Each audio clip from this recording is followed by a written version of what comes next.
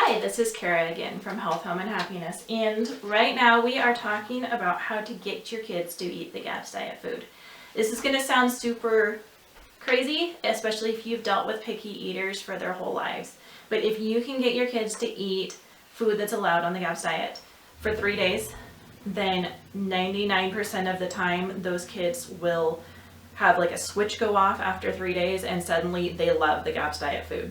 What this is doing is after 3 days, you've starved out enough of those pathogenic bacteria that the pathogenic bacteria are not screaming to your child's brain like you have to eat processed wheat, you have to eat sugar, that you have to eat corn syrup.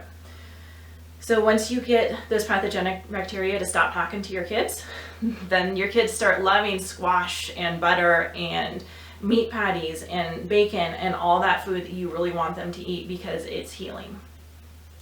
So first, if your kids are just eating like crackers and maybe cheese or sometimes like the Yoplait yogurt that has the sugar in it, then if you can just find 2 or 3 things that your kids will eat that are on the GAPS allowed list. A lot of times this is applesauce.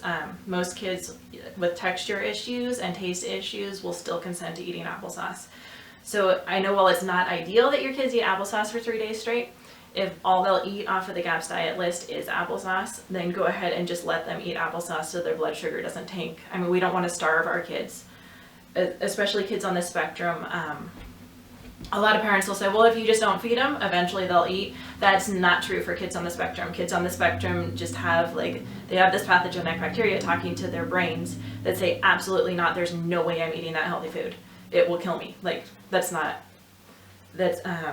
you can't outlast kids with sensory disorders. It's not something that conventional wisdom works for. So if you can just get them to eat anything, and I'll link to the GAPS diet list below of all the food that you're allowed on there. So if they'll eat like carrot sticks and applesauce for 3 days, then on the 3rd day, just wait and see if they wake up and are happy to eat like beef sausage, homemade beef sausage for breakfast. It's crazy, but it's awesome.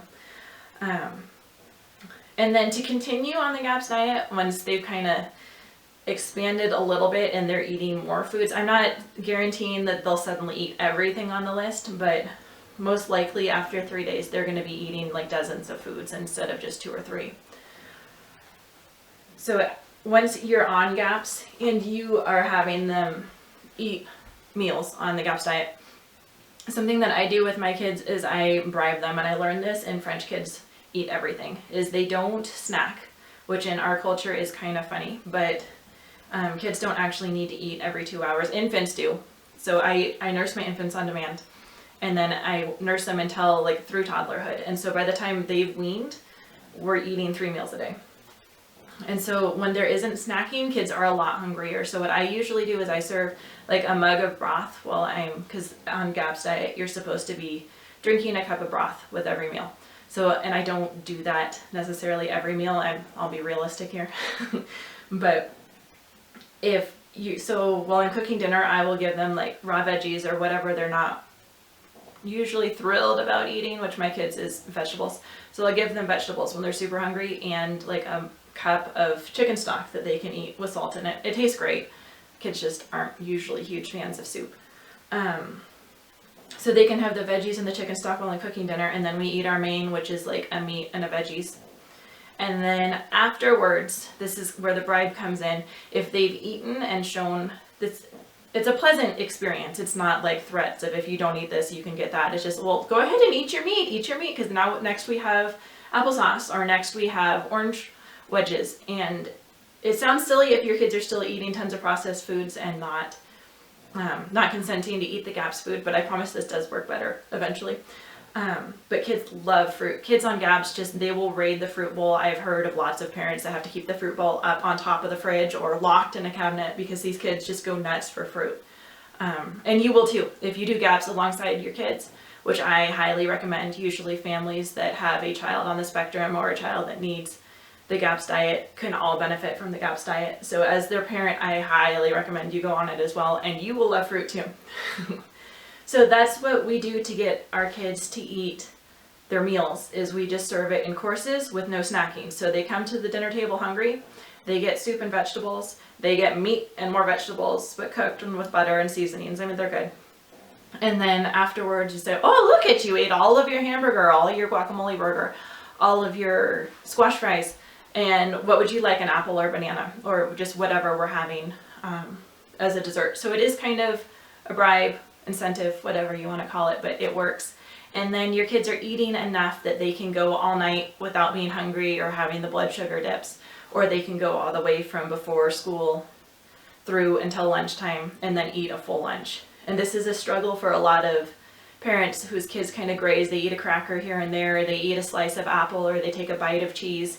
And the parents are just like, they never eat more than a bite, so they kind of feed them the bites all day long. Well, their bodies never have a chance to rest, and their bodies never have a chance to get very hungry. So if that works for you, if eating all day long works for your family and your kids are eating and they're eating a variety of healthy foods, then go ahead and keep doing whatever works. But a lot of parents come to me and their kids aren't eating, and over the course of a day they're eating maybe a few hundred calories. And the parents are frustrated because they feel like their whole day revolves around food. And so that's my solution, is stop the snacking, go out and do stuff.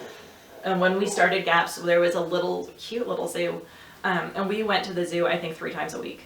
And it was, or just go to the park, go out and go sledding, go to the beach if you live in the beach area.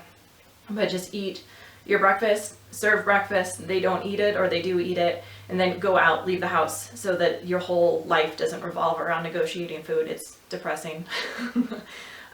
So go live your life, go hike, go to the park, go enjoy yourself. If you're concerned about blood sugar dipping, then of course, like, bring a Laura bar, bring jerky, or bring a sliced apple with you. We're not trying to make our kids pass out from low blood sugar, but in general, healthy kids will be able to set onto that every 3 hours or every 4 hours meal times. You sit down, you eat your meal, you get up and you go live your life, instead of having all day negotiating about snacks and food that they don't want to eat or they do want to eat. So that's how we get our kids to eat the GAPS diet.